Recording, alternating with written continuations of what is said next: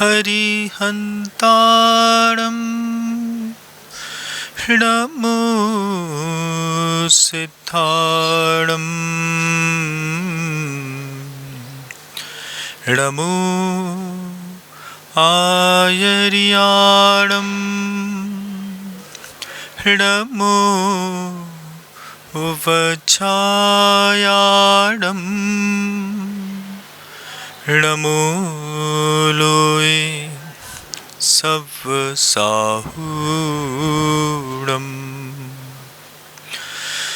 एसो पंच नमो यारो सव्वपावपनाशनो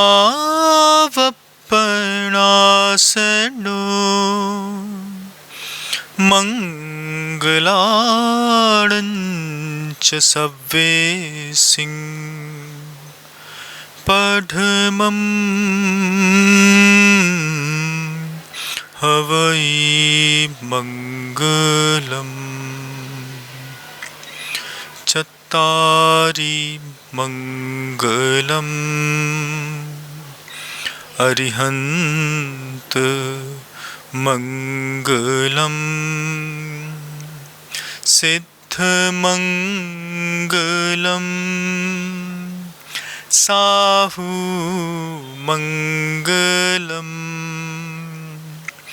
केवली प्रणतो धम्मो मंगलम्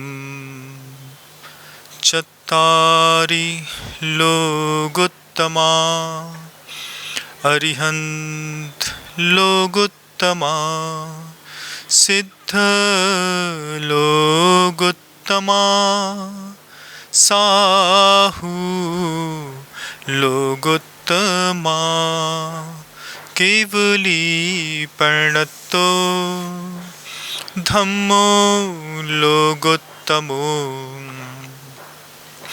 चत्तारि शरणं पवचामि अरिहन्त शरणं पवचामि सिद्ध शरणं पवचामि साहू शरणं पवचामि केवली प्रणतं धम्मं शरणं पवचामि।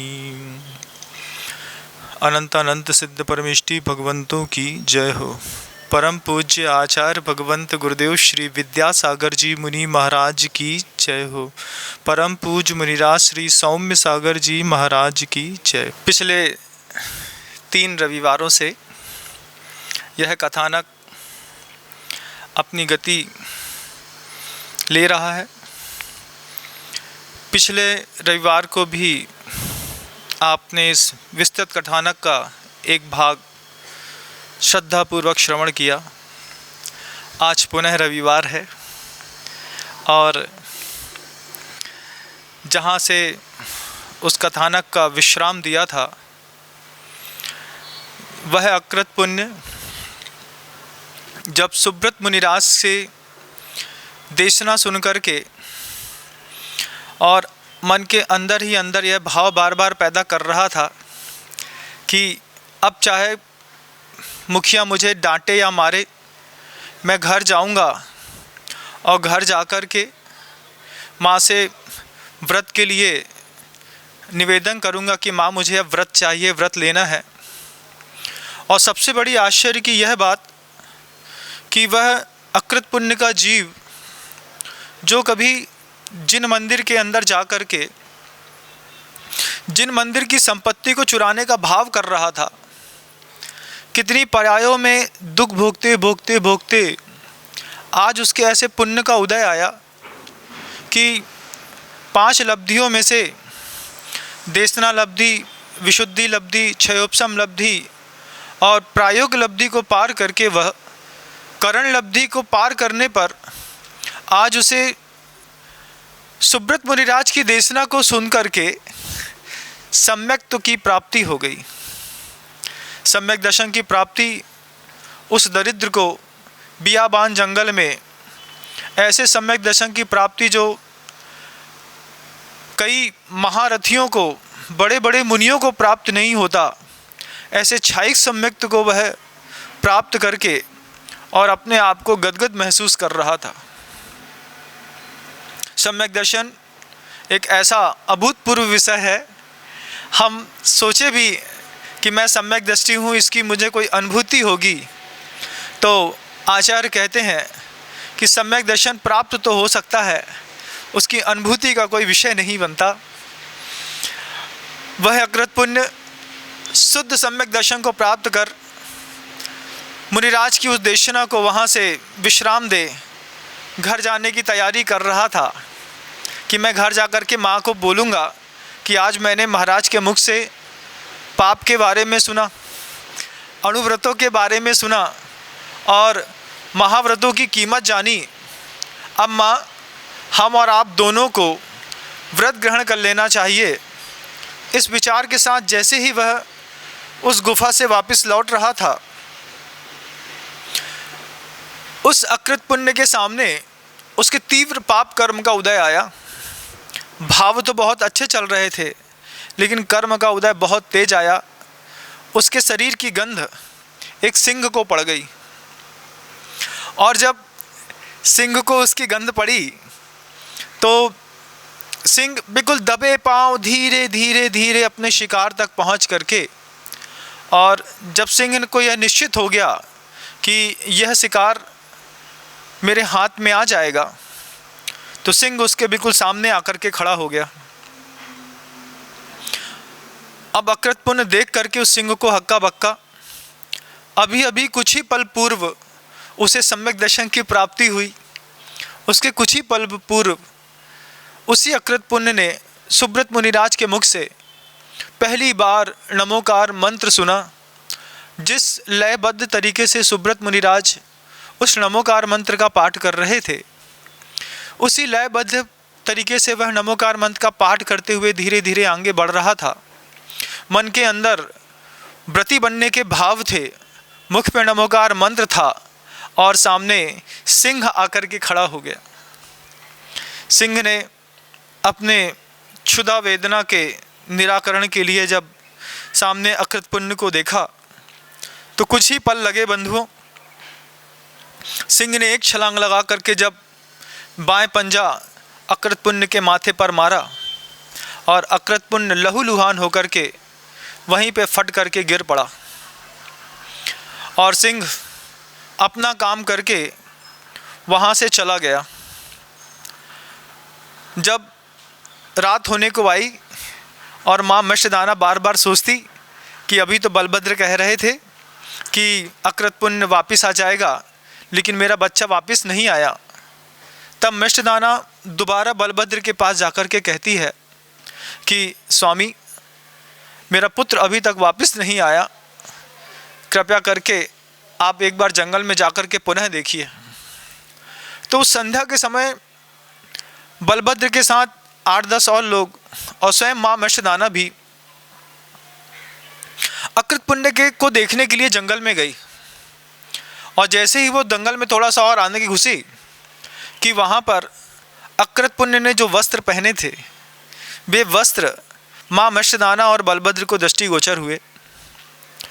उन्हीं वस्त्रों के आगे देखने पर बहुत सारा खून फैला हुआ था, और शरीर की कुछ हड्डियाँ और कुछ उंगलियाँ वहीं पे छितरी बितरी पड़ी थी। यह दृश्य को देख करके कि मेरे ही पुत्र के वस्त्र के साथ रक्त और कुछ उंगलियां और कुछ मांस पड़ा हुआ है, और अभी ताज़ा ताज़ा ही पड़ा हुआ है, मत्स्यदाना मूर्छा खा करके गिर पड़ी। बलभद्र सोचता है कि भगवान, अभी कुछ देर पहले तो ये यहाँ पर सुरक्षित था, अच्छे से घूम रहा था, मैंने सोचा कि अभी वापस आ जाएगा, और कुछ ही देर में कैसी घटना घट गई कि अकृत पुण्य को कोई हिंसक जीव ने खा लिया। बंधुओं, बिल्कुल सटीक बात है कि जब हमारे पास परिस्थितियाँ अनुकूल हों, हमें उसी समय धर्म ध्यान कर लेना चाहिए। हम ये सोचें कि कल कर लेंगे, कर लेंगे, काल बली के आगे किसी का बल नहीं चलता। ये षष्ठी यह कर्म ऐसा दुर्दांत है कि राम को भी यहाँ पर पीड़ा झेलनी पड़ी, कृष्ण को यहाँ पर अपमान के साथ युद्ध लड़ना पड़ा, कई वीरों को यहाँ पर प्राणघात करना पड़ा, पांडवों को युद्ध करना पड़ा, लाक्षागृह में जलना पड़ा। ये जो बड़े बड़े महापुरुष होते हैं, इन महापुरुषों के जीवन में भी कर्म नहीं छोड़ता, हमारी आपकी तो बिसात ही क्या है।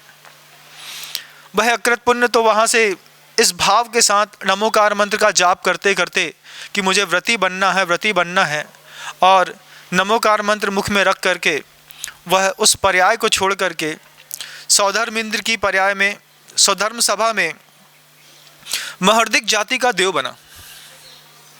और जब वो यहाँ से वहाँ पर जाकर के उत्पात संयम में उत्पन्न हुआ तो अपने उस रूप लावण्य को, अपने उस शरीर को देख करके अंतर्मुहूर्त बाद उसको बड़ा आश्चर्य हुआ।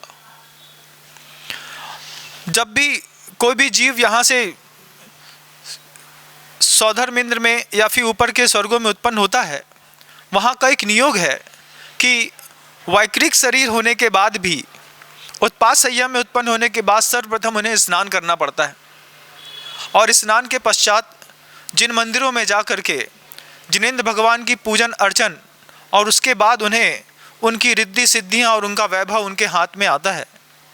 अकृत पुण्य ने वहाँ पे जाकर के सर्वप्रथम स्नान किया उत्पन्न होकर के, उसके बाद जिनेंद्र भगवान के मंदिर में जाकर के जिनेंद्र देव की बड़े भक्ति भाव से पूजा करी। और जब भक्ति भाव से पूजा करने के बाद वह जिनेंद्र भगवान के जिनालय से वो अकृत पुण्य का जीव स्वर्ग में बाहर निकला, तो उसको ये ख्याल आया तुरंत कि किस पुण्य के उदय से, ऐसा मैंने कौन सा काम किया है जिसके उदय से मुझे यहाँ पर जन्म मिला है। अवधि ज्ञान उस सभा में सहज स्वाभाविक परिणति है बंधु, यह बात तो आप भी जानते होंगे।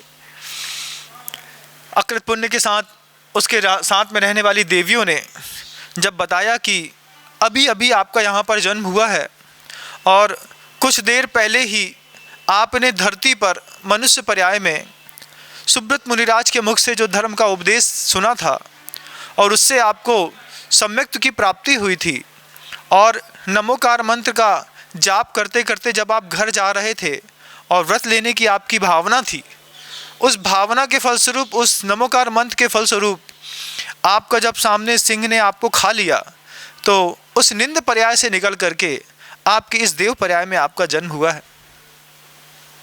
देव पर्याय में जब अपने जन्म की कहानी उसने सामने अन्य देवों के मुख से सुनी, उसको बड़ा आश्चर्य हुआ। वो सोचता है कि अभी अभी मेरी माँ मर्षदाना, तुरंत स्मृति आ गई कि वो तो मेरे प्रेम में ऐसी पागल है कि वो मुझे ढूंढ रही होगी, और मैं यहाँ पर आकर के बैठ गया। तो उस इंद्र की पर्याय में भी उस जीव को ऐसा लगा कि मुझे धरती पर जा करके माँ मर्षदाना को समझाना चाहिए, उनसे बात करनी चाहिए। और जैसे ही उसका यह विचार बना कि मैं धरती पर जा करके अपनी माँ को समझाता हूँ, उस देव इंद्र ने नीचे से आसमान से नीचे उतर करके धरती पर आया, और जहाँ पर सिंह ने उसको खाया था और जहाँ उसकी माँ मर्षदाना मूर्छित पड़ी थी, बलभद्र के लाख प्रयास करने के बाद भी मर्षदाना की मूर्छा दूर नहीं हो रही थी। उस सुधर्म सभा के इंद्र, उस देव ने नीचे आकर के अपनी रिद्धि के माध्यम से सर्वप्रथम पुनः अकृत पुण्य का रूप बनाया, और रूप बना करके वो माँ मर्षदाना को उसकी मूर्छा को दूर करने के लिए उसके पास गया, और अपनी रिद्धि के प्रभाव से माँ मर्षदाना की मूर्छा उसने दूर कर दी। और दूर बैठ करके बड़े करुण स्वर में वह अपनी माँ को आवाज़ देता है, बड़े प्यारे स्वर से बोलता है, माँ मैं यहाँ बैठा हूँ।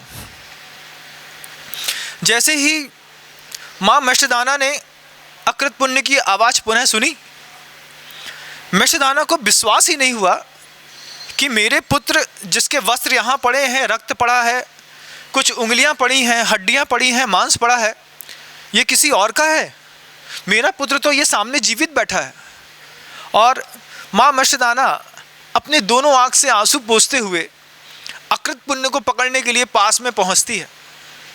पास में जाकर के, कितनी एक माँ क्या कर सकती है जब उसके जीवन में एक मात्र पुत्र हो उसका सहारा, और वह पुत्र उसको माँ कह करके विपरीत परिस्थितियों में पुकार रहा हो। माँ की ममता का कोई पार नहीं होता बंधु।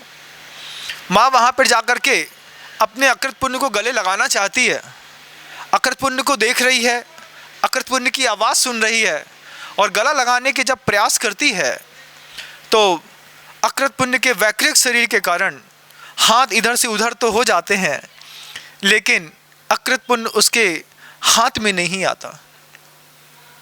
जब अकृत पुण्य हाथ में नहीं आता तो फिर अकृत पुण्य विक्रिया से कहीं और जाकर के बैठता है और हंसते हुए कहता है, माँ मैं तो यहाँ हूँ। फिर वह मृष्टदाना उस तरफ देखती, अकृत पुण्य के पास दौड़ती, फिर अकृत पुण्य को छूने का प्रयास करती। अकृत पुण्य तीसरी जगह जाकर के फिर खड़ा होता, फिर वहाँ पे खड़ा होकर के फिर आवाज़ लगाता, माँ मैं यहाँ हूँ, तुम वहाँ क्या कर रही हो।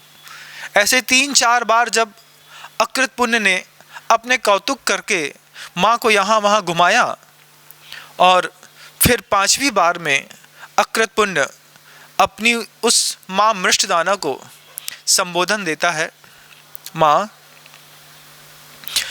अब मैं तुम्हारे हाथ में नहीं आऊँगा।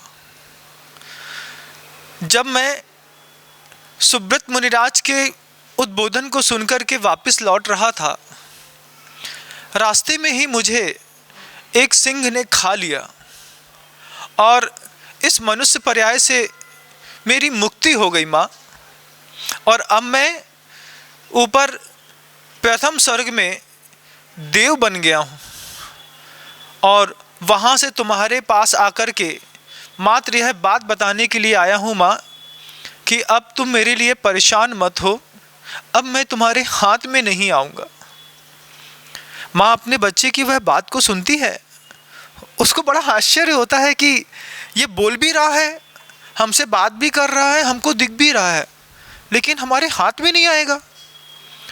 माँ मृष्टदाना पुनः प्रयास करती है उसका हाथ पकड़ने का, उसको गाल लेकर के चूमने का, लेकिन वैकृत शरीर है, देवताओं का शरीर मनुष्यों के हाथ में कैसे पकड़ में आता। अकृत पुनः माँ मृष्टदाना को समझाता है, माँ मैं जिस भाव के साथ और जिस नमोकार मंत्र के साथ सुब्रत मुनिराज की वह देशना सुनकर के वापस लौट रहा था, मेरे मन के अंदर सिर्फ एकमात्र भाव था कि तुम्हारी आज्ञा लेकर के अब मुझे व्रत ग्रहण करना है। उस भाव के कारण और महामंत्र नमोकार मंत्र का स्मरण करने के कारण ही मुझे यह देव पर्याय मिली है। अब मैं तो देव बन गया हूँ, लेकिन माँ मेरा कहना है कि अब तुम व्रत ग्रहण कर लो। जो व्रत मैं ग्रहण करना चाहता था वो व्रत तुम ग्रहण कर लो माँ। मृष्टदाना के और अकृत पुण्य के इस संवाद को थोड़ी ही दूर पर बलभद्र सुन रहा था। बलभद्र को लगा कि माँ मृष्टदाना पागल हो गई है और अपने आप में बात कर रही है, लेकिन बलभद्र के साथ और भी जो लोग आए थे, जब सामने जाकर के उस मृष्टदाना के और उस देव के उस संवाद को बलभद्र ने अपने कान से स्वयं सुना, और वह अकृत पुण्य का जीव जो देव पर्याय में पहुंच गया, वह मात्र माँ मृष्टदाना और बलभद्र को एक ही बात समझा रहा है कि नमोकार मंत्र के प्रभाव से और संलेखना के उस संकल्प से और साथ ही साथ व्रती बनने की भावना मात्र से, व्रती बना नहीं, व्रती बनने की अंतरंग में ऐसी उत्सुकता, ऐसी भावना थी कि उस भावना का ऐसा पुण्य का उदय आया कि मैं देव बन गया हूँ। और अब आप लोगों से भी ये कहना चाहता हूँ कि जो व्रत मैं ग्रहण नहीं कर पाया वो मुनिराज अभी भी उस गुफा पर विराजमान है। आप लोग जा कर के और वहाँ पर उनसे जाकर के व्रत ग्रहण कर लो। जब माँ मृष्टदाना को अकृत पुण्य ने बहुत बार इस बात को समझाया, माँ मृष्टदाना को इस बात का विश्वास हो गया कि यह वस्त्र, ये देह के कुछ टुकड़े, यह मांस, यह रक्त, ये अंगुलियाँ मेरी ही उस पुत्र की है, और ये पुत्र भी मेरा है जो मुझे समझा रहा है। माँ मृष्टदाना का आर्त परिणाम उस देव के संबोधन से बिल्कुल शांत हो गया। मृष्टदाना एक ही बात सोचती है कि मेरा पुत्र जब उतनी उच्च अवस्था में उस व्रतों की भावना करने मात्र से चला गया, तो मैं निश्चित ही अपने पुत्र का कहना मानते हुए अब व्रतों को ग्रहण कर लूँगी। बलभद्र भी यही सोचता है कि मुझे भी व्रत ग्रहण कर लेना है। और बलभद्र और मिष्टदाना ये दोनों सुब्रत मुनिराज के पास उसी गुफा में जा कर के, साथ में जो बलभद्र के कुछ और भी लोग आए थे, वे भी सुब्रत मुनिराज के पास जाकर के आत्मीय निवेदन करते हैं कि भगवान, आपकी इस मनोहर देशना से मेरे पुत्र को जो अभूतपूर्व लाभ हुआ है, इस अभूतपूर्व लाभ के बारे में मैं क्या कहूँ कि वह आपके मुख से उसने जीवन में पहली बार नमोकार मंत्र सुना। मेरे पुत्र ने पता नहीं ऐसे कौन से पाप किए थे कि उसके जीवन में कभी कोई सुख नहीं मिला, किसी भी प्रकार के भोग को भोगने में उसको कोई भोग उपलब्ध ही नहीं हुए। जब से वह मेरे गर्भ में आया था तब से घर की संपत्ति, व्यक्ति, परिस्थितियाँ सब प्रतिकूल होकर के एक एक करके नष्ट होते चले गए। लेकिन आज उसी अकृत पुण्य के जीव ने स्वर्ग से आकर के संबोधन में मुझसे यह बात कही है, अपनी ही माँ को एक पुत्र समझा रहा है कि माँ तुम व्रत ग्रहण कर लो। यह पूरे संवाद को जब विस्तार पूर्वक मिष्टदाना और बलभद्र ने सुब्रत मुनिराज के सामने सुनाया, महाराज तो वैसे भी रिद्धिधारी थे। वह बहुत आत्मीय भाव से मिष्टदाना से कहते हैं, मिष्टदाना तो फिर तुमने क्या विचारा है, तुम क्या चाहती हो? क्योंकि फिर सुब्रत मुनिराज फिर कहने लगे कि व्रत दो प्रकार के हैं, एक सकल संयम भी है, एक देश संयम भी है, अनुव्रत भी है और महाव्रत भी है, तुम्हें क्या पसंद है? मिष्टदाना जब मुनिराज ने ये बात कही तो अपना चिंतन करते हुए बार बार एक ही बात सोचती है कि मेरा इस संसार में अब है ही कौन, अब ऐसा क्या व्यवस्था है, क्या परिस्थिति है या फिर कौन है जिसके लिए मैं इस संसार में रहूंगी और रुकूंगी? क्योंकि एक एक एक करके धीरे धीरे करके सब तो मेरी ज़िंदगी से चला गया, अब मेरे पास कुछ बचा नहीं। और ऐसा बार बार चिंतन करते हुए वह माँ मिष्टदाना एक ही चीज़ सोचती है कि मैं अनुव्रत क्यों ग्रहण करूं, अब तो मैं महाव्रत ही ग्रहण करूंगी। और वह सुब्रत मुनिराज से कहती है कि महाराज आपकी असीम अनुकंपा होगी अगर आप मुझे आरिका का व्रत प्रदान करें। देखिए कितना घनघोर आश्चर्य है बंधुओं। पुत्र नमोकार मंत्र का ध्यान करके और अपनी उस पर्याय को छोड़ा तो देव बन गया। देव बन करके पुत्र ने ममत्व नहीं छूटा माँ से, तो नीचे आकर के माँ को समझाता है कि माँ आप व्रत ग्रहण करो। कल को जब आपका कोई पुत्र यहीं पंचम काल में यहीं रह कर के ये बात कहता है कि आप लोग की उम्र बहुत हो गई है, आप व्रत ग्रहण कर लो, आप अपनी पुत्र की बात को सुन करके कैसा मन बनाते हो, कैसा आपको आशा लगता है कि हमारा ही पुत्र होकर के हमको व्रत लेने के लिए बोल रहा है। और यह तो पंचम काल की ऐसी बलिहारी है कि घर के अंदर पूज्य गुरुदेव तो इतने बार बार कहते हैं कि जब बच्चे भोग भोगने के योग्य हो जाएं उस समय माता पिता को संयम ग्रहण कर लेना चाहिए। बच्चे बड़े हो रहे हैं और आप अभी भी बंद कमरों में विश्राम करते हैं, बच्चों की मानसिकता दूषित होती है बंधु। अगर आप अपने बच्चे को सुरक्षित और व्यवस्थित रखना चाहते हैं, उससे सील का पालन करवाना चाहते हैं, तो जब आपको ये लगने लगे कि बच्चे हमारे भोग भोगने के योग्य हो गए हैं, उनके माता पिता का सबसे पहला कर्तव्य है कि वह मुनिराज के पास जाकर के ब्रह्मचर्य स्वीकार कर लें। महाराज मेरी संतान बड़ी हो गई है, मेरी बेटी बड़ी हो गई है, मेरा पुत्र बड़ा हो गया है, ये असंयम की कोई ऐसी कहानी न लिख दें, इनकी वो असंयम की कहानी इसकी ज़िंदगी का हिस्सा न बने, इसके लिए मुझे संयम की शिक्षा अपने ही पुत्र को देनी है, आप मुझे ब्रह्मचर्य दे दीजिए। और जब माता पिता घर के अंदर रह करके ब्रह्मचर्य का पालन करते हैं तब जाकर के बच्चों को इस बात की प्रेरणा मिलती है कि संयम की बहुत बड़ी कीमत हुआ करती है बंधु। जिन घरों में माता पिता भी असंयम के कार्यों में लगे रहते हैं, वहाँ के पुत्र पुत्रियों के हाल तो हम क्या कहें। रात रात भर जिस तरीके की अनीतियों में पूरा परिवार लिप्त रहता है, उसकी कथा अपने मुख से अकथनीय समझता हूँ मैं। यहाँ तो अकृत पुण्य अपनी माँ को समझा गया।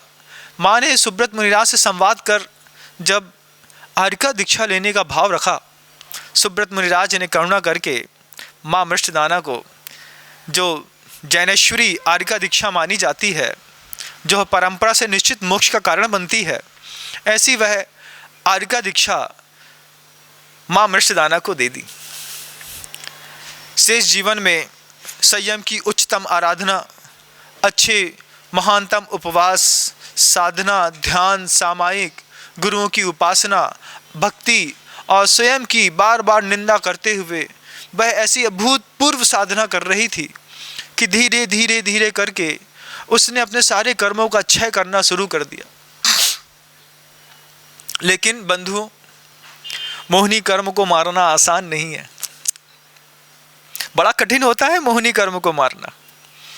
साधु हो, आचार्य हो, साधक हो, कब बहक जाए कोई भरोसा नहीं। फिर तो वह आर्यका है, वह खूब साधना करके जब जीवन के अंत समय में पहुंच गई, जब उसको ये लगा कि अब मेरा संलेखना का समय आ गया, वह बार बार जब अपना अतीत देखती तो उसे रह रह करके अपना बेटा अकृत पुण्य याद आता। बार बार उसे लगता कि अगर अभी तो मेरे पास समय है, चूँकि अभी मेरी ये आर्यका की पर्याय है, अभी कुछ भाव और मिलेंगे मुझे, अगर इस भाव में मैं पुनः स्त्री बनती हूँ तो उस आर्यका ने निदान बांध लिया कि वह जो मेरा बेटा अकृत पुण्य था वो जन्मांतरों में भी मेरा पुत्र बने।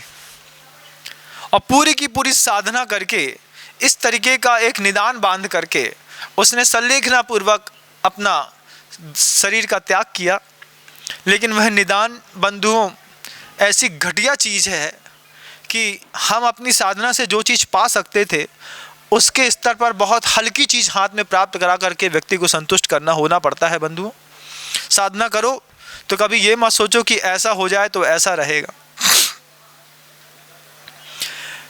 वह मृष्टदाना ने जब निदान बंद किया और पर्याय छोड़ करके वो स्वर्ग में देव बनी और वहाँ से वापस धरती पर आकर के स्त्री की पर्याय में जन्म लिया। वो बलभद्र और बलभद्र के जितने पुत्र थे उन सारे के सारे पुत्रों ने, बलभद्र ने जब सुब्रत मुनिराज के मुख से महाव्रतों की चर्चा सुनी, जब महाव्रतों की परिचय जय की बात, उपसर्ग की बात, साधना की बात सुनी, बलभद्र का दिल महाव्रत लेने के लिए तैयार नहीं हुआ। लेकिन बलभद्र ने जब देव के द्वारा जब मृष्टदाना को वह संबोधन हो रहा था,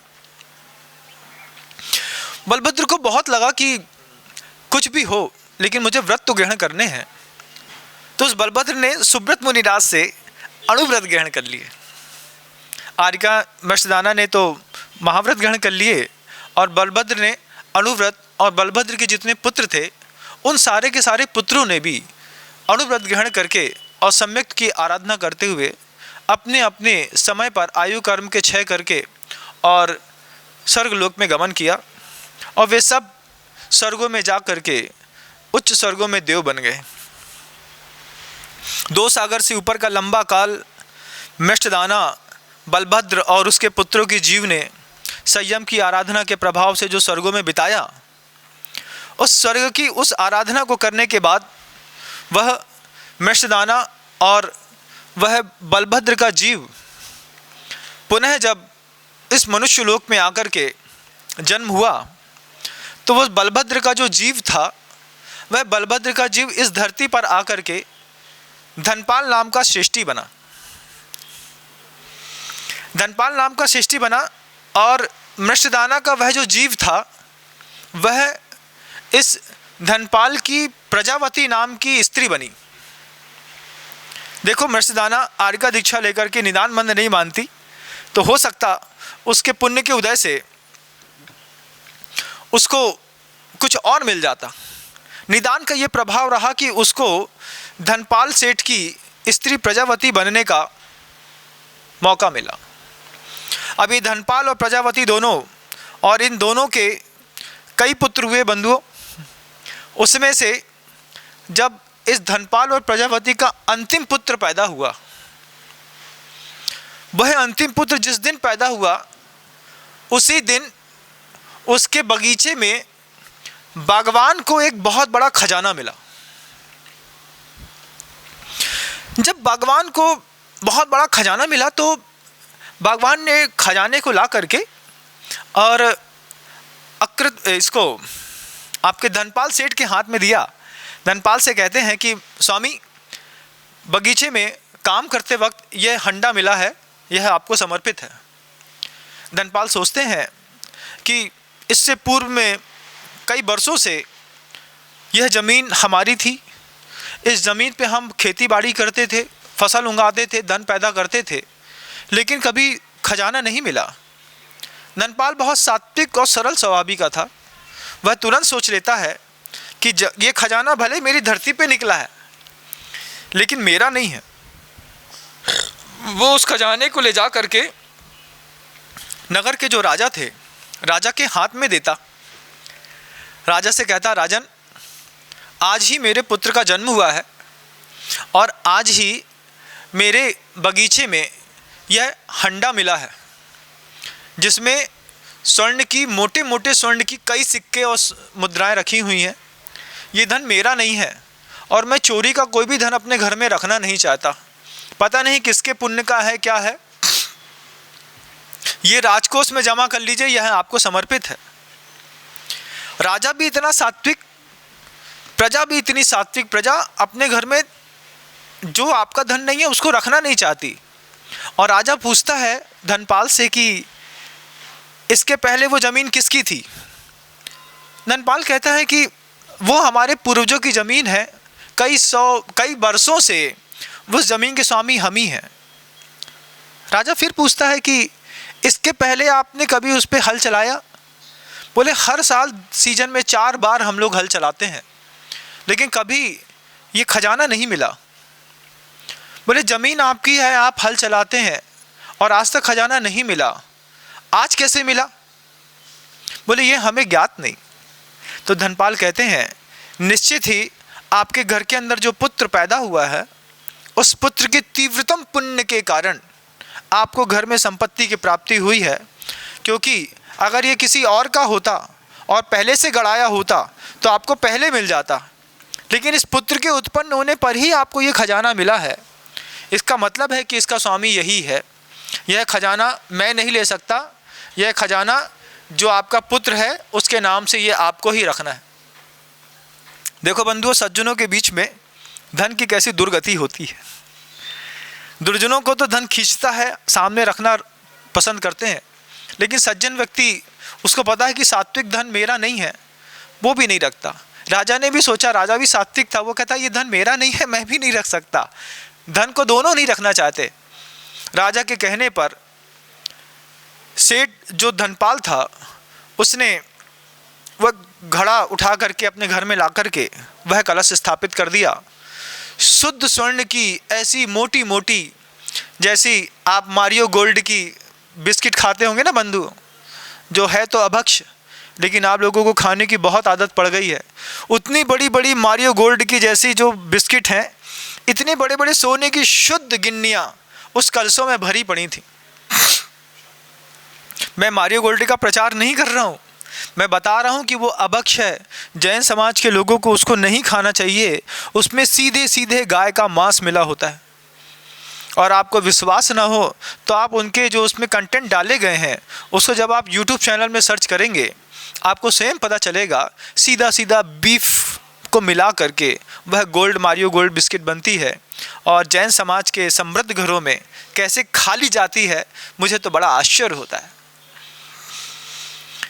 वह धनपाल सेठ उस कलश को लेकर के जब अपने घर पर वापस आया और रखा, 8-10 दिन ही हुए थे कि 12 दिन के बाद जब उस बालक की गर्भ की नाल सूख करके, काट करके जब सूख गई, तो उस नाल को गड़ाने के लिए जब उन्होंने अपने ही खेत में गड्ढा खोदा, तो वहाँ पर उनको पुनः धन की प्राप्ति हुई। पुनः उनको एक बहुत बड़ा हंडा उस जगह पर मिला। धनपाल सोचता है कि ये अभी तो 10-12 दिन पहले एक हंडा मिला था, ये दोबारा एक हंडा मिल गया, अब इस हंडे का मैं क्या करूं? अब वो हंडे को उठा करके पुनः राजा के पास लेकर के गया और राजा से कहता है कि महाराज, अभी कुछ दिन पूर्व इसके जन्म के उत्सव पर बगीचे से एक हंडा निकला था, आज हम लोग इसकी नाल गड़ाने का कार्यक्रम करने के लिए जब हम वहाँ पर गए, आपके यहाँ एक कहावत चलती ना, भैया तुम्हारा नरा कहाँ गड़ा है। आपको पता होना चाहिए कि बालक की जो नाल होती है वो फेंकी नहीं जाती, उसको सुरक्षित और व्यवस्थित स्थान पर गड़ाई जाती है। ये भी एक कोई संस्कार है जो हमारी स्मृतियों से बाहर होता चला जा रहा है। वो संस्कार आप उस देखिए कि अकृत पुण्य की वो जो बालक हुआ, उस बालक की नाल को गड़ाने के लिए एक गड्ढा जब परिवारजनों ने खोदा, वहाँ पे उसको फिर धन की प्राप्ति हुई। धन का फिर एक हंडा बहुत बड़ा मिला। एक बहुत बड़ा हंडा मिलने पर धनपाल सेठ पुनः उस हंडे को लेकर के जब राजा के पास पहुंचा और राजा से फिर वही कहानी कही कि महाराज, यहाँ पर आज हम अपने बच्चे की नाल गड़ाने के लिए जा रहे थे और वहाँ पे हमें पुनः एक हंडा मिला है। इस हंडे का दूर दूर तक हमारी संपत्ति से कोई संबंध नहीं है। कृपा करके आप इस हंडे के जो स्वामी उचित समझते हैं उसको देने की कृपा करें, इस भार से हमें मुक्त करें। राजा बड़ा आश्चर्य होता है। राजा बोलता है, अभी कुछ दिन पहले तो तुम आए थे। बोले, हाँ महाराज, उस समय उस दिन बच्चे का जन्म हुआ था और बच्चे का जन्म हुआ था उस दिन हमको बागीचे में एक हंडा मिला था। आज हम इसकी नाल खोद करके जब गड़ाने के लिए मिट्टी खोदी तो वहाँ पर ये अपूर्व धनराशि फिर मिली है, लेकिन इसका स्वामी मैं नहीं हूँ। तो राजा कहते हैं कि धनपाल, ये तुम्हारा जो पुत्र है ये इतना पुण्यवान है, इतना पुण्यवान है कि तुम्हारे निमित्त से नहीं, इस पुत्र की आगामी व्यवस्था के निमित्त से दैव योग बसात इसको धन की प्राप्ति हो रही है। ये धन तुम्हारा नहीं है तो इसका ही। इस धन को मैं भी नहीं रख सकता, तो ये धन जो है इस पुत्र के निमित्त से मैं तुम्हें पुनः देता हूँ। इस धन को तुम वापस ले जा करके अपने घर में रख लो। धनपाल सोचता है कि कैसा गजब का पुत्र हमारे घर में पैदा हुआ है कि जन्म लिया तो सोने के सिक्कों से भरा एक हंडा मिला।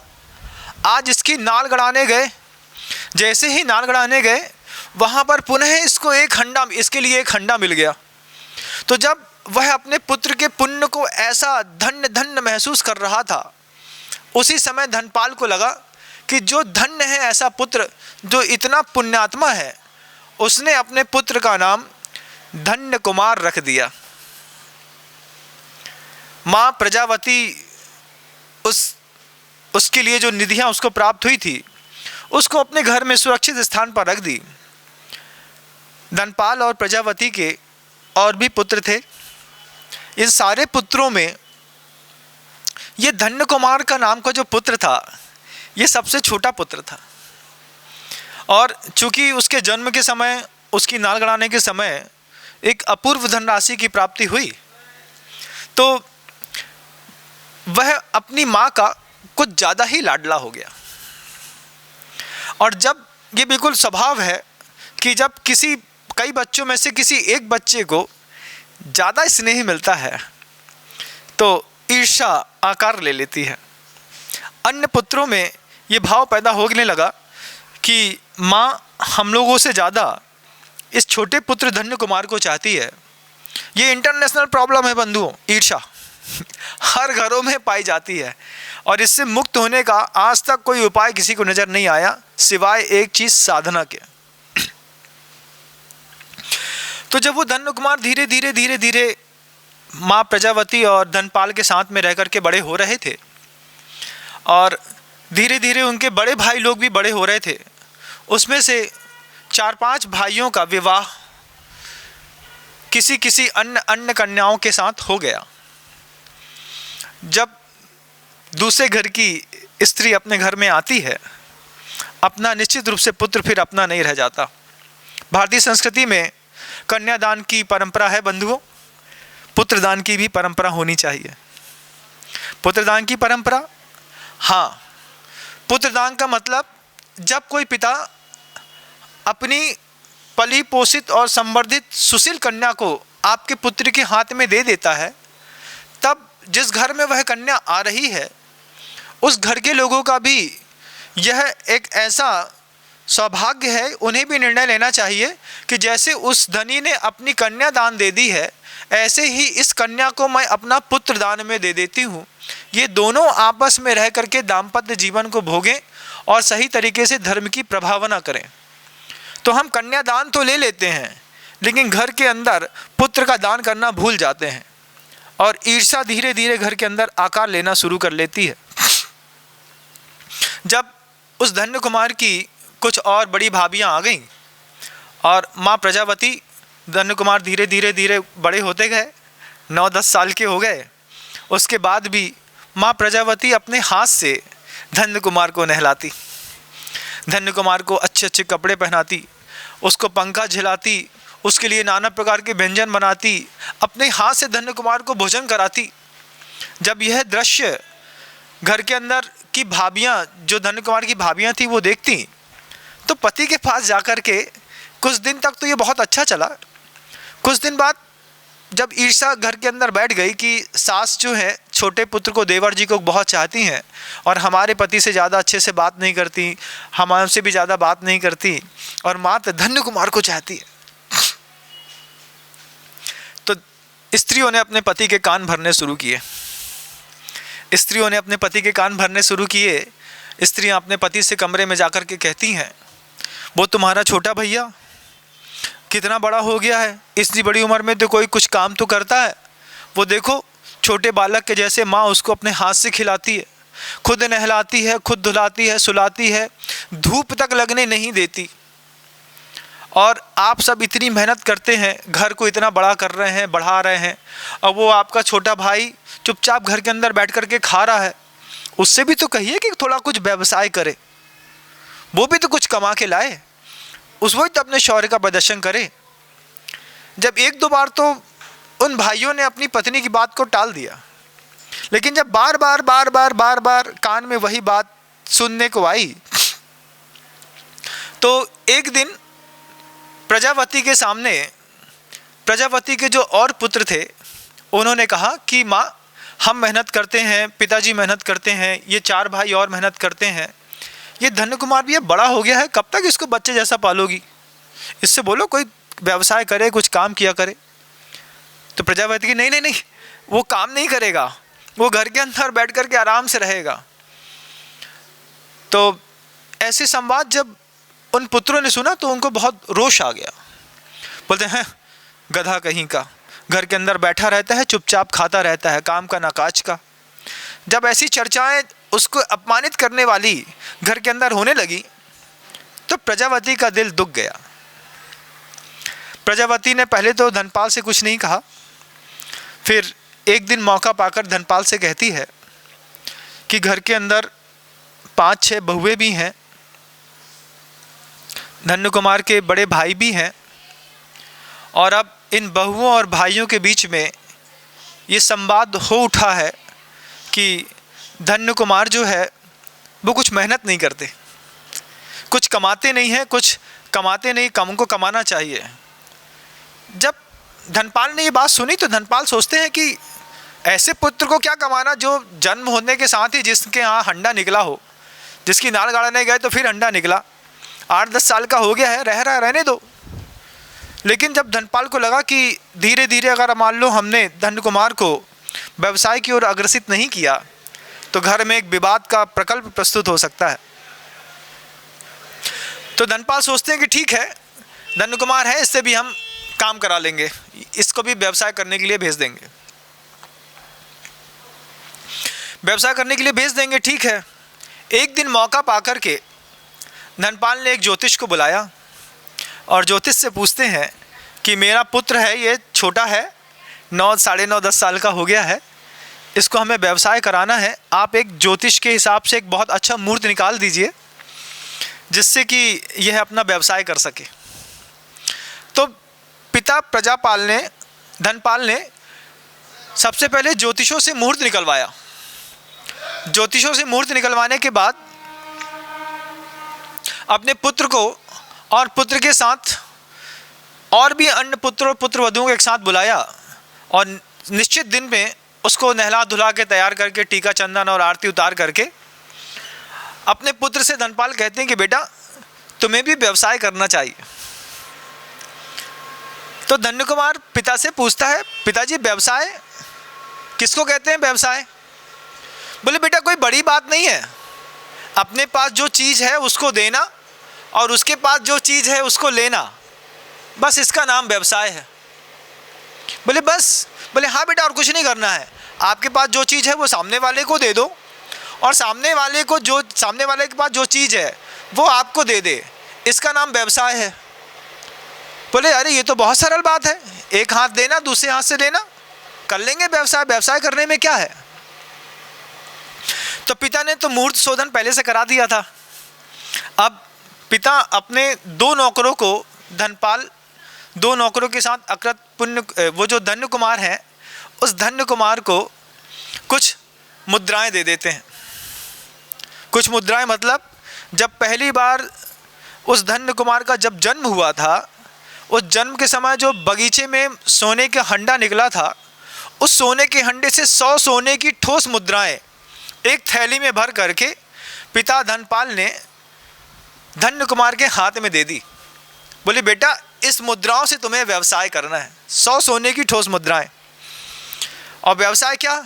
एक हाथ देना दूसरे हाथ से लेना, इतनी सी तो बात है। अब प्रजापति कहती है कि स्वामी संसार तो बड़ा विचित्र है, संसार में नाना प्रकार की मायाचारी होती हैं और आप इसको ये 100 मुद्रा देकर के भेज रहे हैं, कहीं ये ठगा गया तो धनपाल कहते हैं प्रजापति तुम धन्य कुमार के पुण्य में विश्वास रखो, इसको कुछ नहीं होगा, ये बहुत अच्छे से व्यवसाय करके आएगा।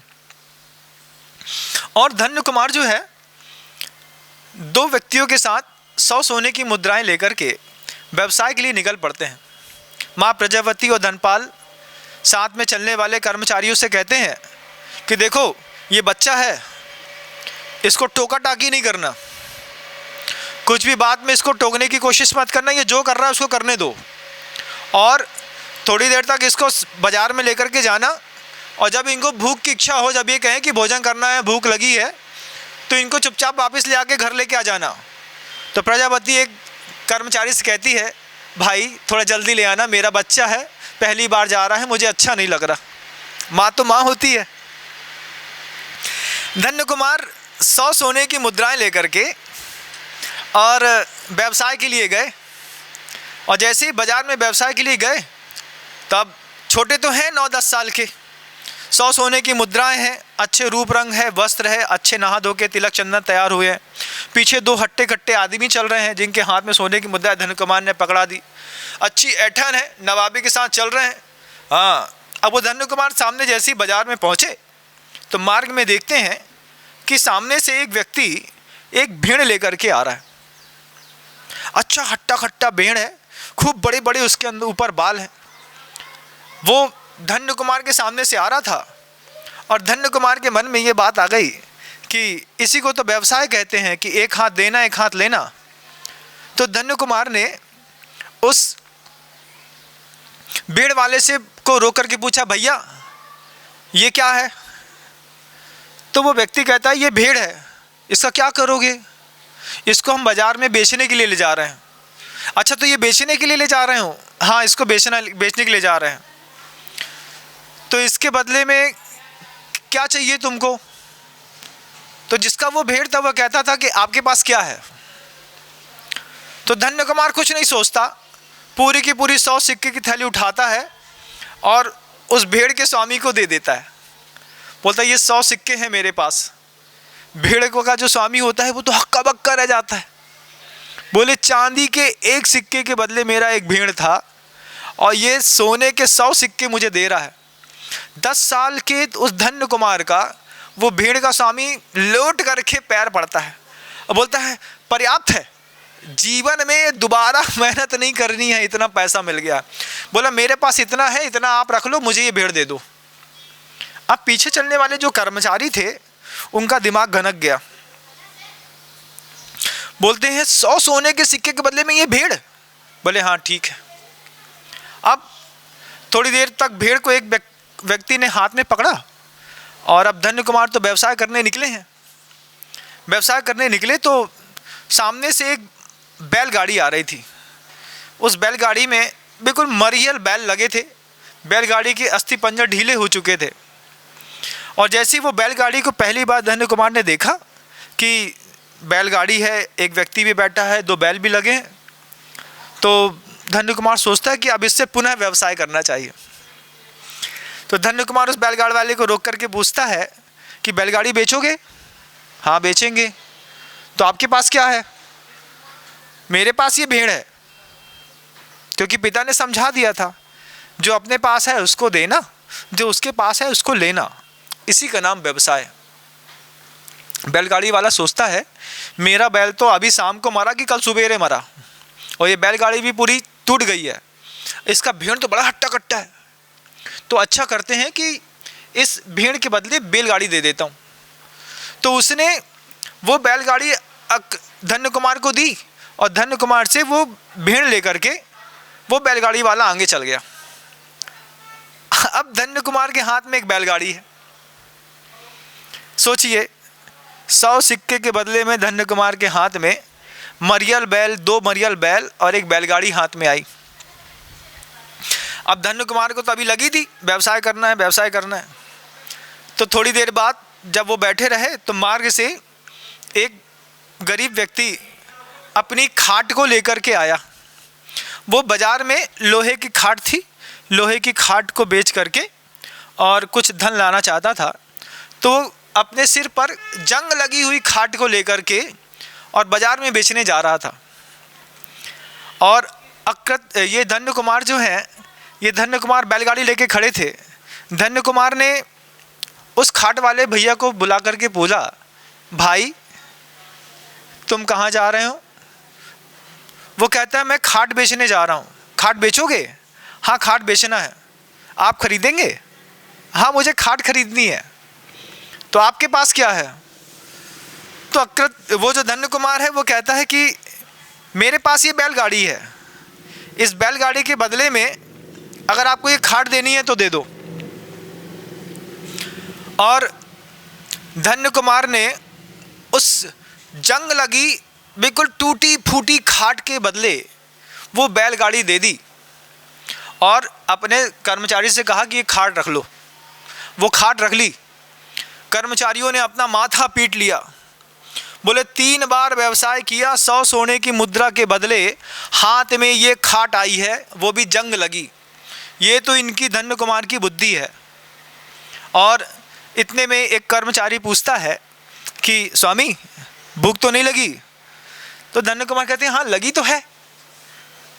तो लगी है तो फिर चलें, घर चलें? हाँ घर चलें, चलो घर चलो। तो अब वो 100 सोने की मुद्राओं के बदले में वो कर्मचारी और धन्य कुमार एक टूटी हुई खाट लेकर के घर पहुंचते हैं। उसके बाद क्या होता है, इस जानकारी और इस संवाद के लिए हम पुनः अगले रविवार को उपस्थित होंगे। निश्चित मैं मानता हूं कि अगर सबका पुण्य एक साथ जगा तो हम पुनः इस कथानक को आगे सुन करके पाप पुण्य की, पुरुषार्थ की ऐसी यह अमिट कहानी है बंधुओं, जो जन जन के मानस को शांत करने के लिए समर्थ है। हम पुनः सुनने का प्रयास करेंगे। आज समय पर्याप्त होता गया, इतना ही समझता हूँ। आचार्य भगवंत गुरुदेव श्री विद्यासागर जी मुनि महाराज की जय। बोधि समाधि परिणाम शुद्धि स्वात्मोपलब्धि शिव सौख्य सिद्धि चिंतामणि चिंतित वस्तुदाने त्वाम वंदमानस्य ममास्तु।